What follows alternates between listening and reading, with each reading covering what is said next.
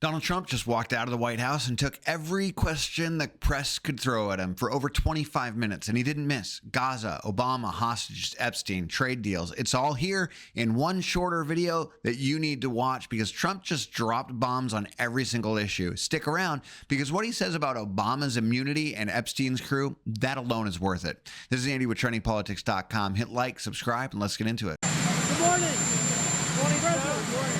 Good morning. How are you? Can we ask you about the lawsuit to the DOJ filed? Those young people, they just said too much winning. Too much winning, sir, they know it. And it is a lot of winning. We had the best 6 months ever. We're now heading to Scotland. I'm meeting with the Prime Minister of UK. Some of you are going, I guess, and a lot of you aren't. Are you going? Huh? Well, you got to get moving. That's a good one. That's going to be a good one. So we have great numbers we just announced. I don't have to go over it because you've seen them, but we have great economic numbers. The deal with Japan is amazing. You give us $550 billion, and we have totally open access into Japan. Those numbers are great. I mean, the kids actually just said, very, very cute, actually. I walked up, they said, sir, there's too much winning. They picked up on a little routine, you know. Go ahead.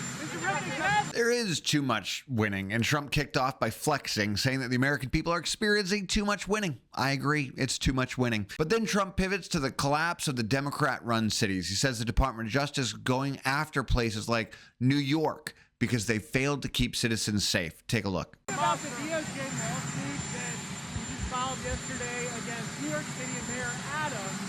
In the lawsuit, they named the CBP officer that was prosecuting was shot. Your thoughts on that? Yeah, that's DOJ going against New York, but we're going against a lot of other places too. We want to bring safety to our cities, but that's going to be a pretty routine filing with other cities too. As you know, we've started numerous lawsuits with other cities. We want to bring safety. We've got to get the criminals out, and we're doing it in record numbers. Next up, Trump talks Gaza. I'm just going to play this clip. Yeah, Gaza, they pulled out of Gaza. They pulled out in terms of negotiating. It was too bad. Hamas didn't really want to make a deal. I think they want to die, and it's very, very bad. And it got to be to a point where you're going to have to finish the job. They really, they asked for things. Don't forget, we got a lot of hostages out. So now we're down to the final hostages, and they know what happens after you get the final hostages. And basically, because of that, they really didn't want to make a deal. I saw that. So they pulled out, and they're going to have to fight, and they're going to have to clean it up. You're going to have to get rid of it. Peace through strength. If you heard the undertones there, Trump is basically saying he's going to wipe them out. He's going to get the hostages back and then wipe them out. And here's where things get extra fiery. Trump brings up Epstein again and calls out the media for ignoring Bill Clinton's 28 flights to the island. He says Obama owes him big and calls the whole thing fake, sick, and rigged. Take a look. Yeah, Gaza, they pulled out of Gaza. They pulled out in terms of negotiating. It was too bad.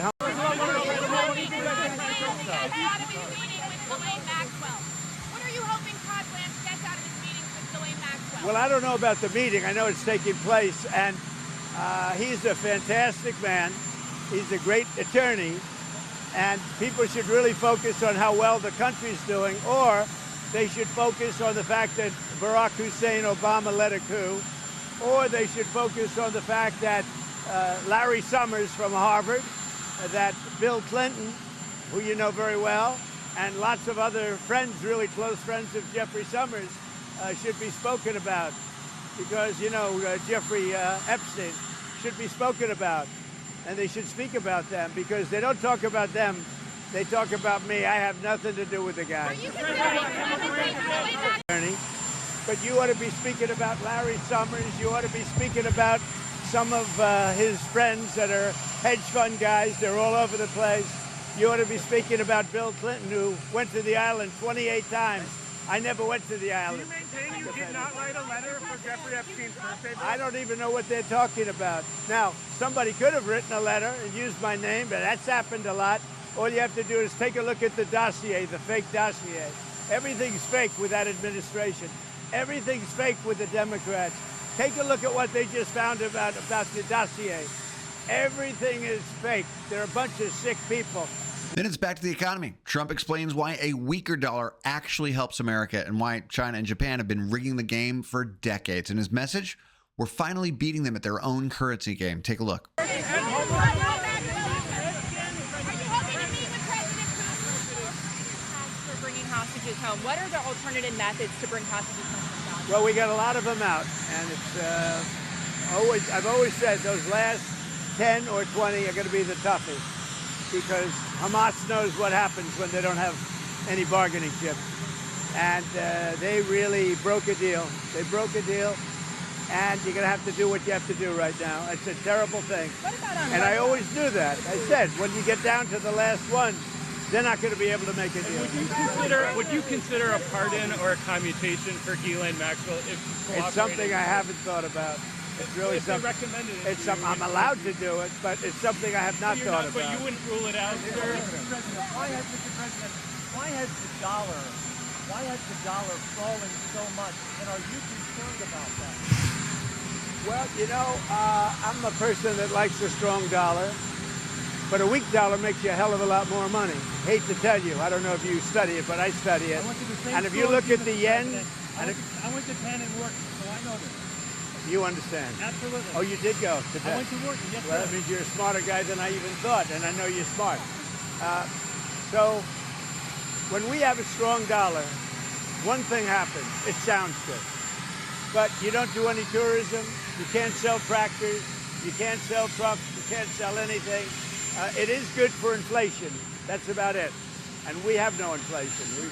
We've wiped out inflation. But it's an interesting question. So I will never say I like a low currency, but you remember the battles I had with the yuan, with China and with Japan, Japan being the yen. They always wanted a weak currency. They're trying to get a weak currency now. Now, it doesn't sound good, but you make a hell of a lot more money with a weaker dollar. Not a weak dollar, but a weaker dollar than you do with a strong dollar. And the first people that are going to notice it are the manufacturers of trucks and various other things. Like, look at Caterpillar, how well they're doing now. When you have a strong dollar, you can't sell anything. It's only good for inflation, and it's good psychologically. It makes you feel good. But with that being said, I love strong dollars, but you make your money with a currency. And I had so many different fights with President Xi, between Japan and China. All they want to do is have a weak currency. They're always fighting for a weak currency. And that's how they really dominated over the years. So when I see it down there, I don't lose sleep over it, let's put it that way. In fact, sometimes I go to sleep very happy. You understand? Do you agree with me? I agree with a lot of what you said, Mr. President. Do you think it makes any easier to impose your tariff with that lower dollar? Because I think it makes it easier even for tariffs, yeah. And it makes the tariffs worth much more. And it's easier to pay off debt. And it's easier to get a low interest rate, too. There are a lot of good things. It's hard to explain to people. The headline, Trump wants a weak dollar. It's not a weak dollar. You take a look at the history of China over the last 20 years. All they do is fight for a weak currency. Look at Japan when they were really doing well. They had a very weak currency. So to me, I just say, thank you very much. It is what it is. So in one unscripted, chaotic, rapid-fire exchange, Trump managed to rewrite the headlines yet again. Hamas, Epstein, Obama, the EU, trade deals, hostages. He handled it all without question, without notes, without handlers, without saying, if I say this, I'm going to get in trouble. 6 months into his presidency, Trump is reminding the world who's in charge. And the media probably thought they could trip him up once again, and they just got steamrolled. This is Andy with TrendingPolitics.com. Stay informed, stay vigilant, and I'll see you next time.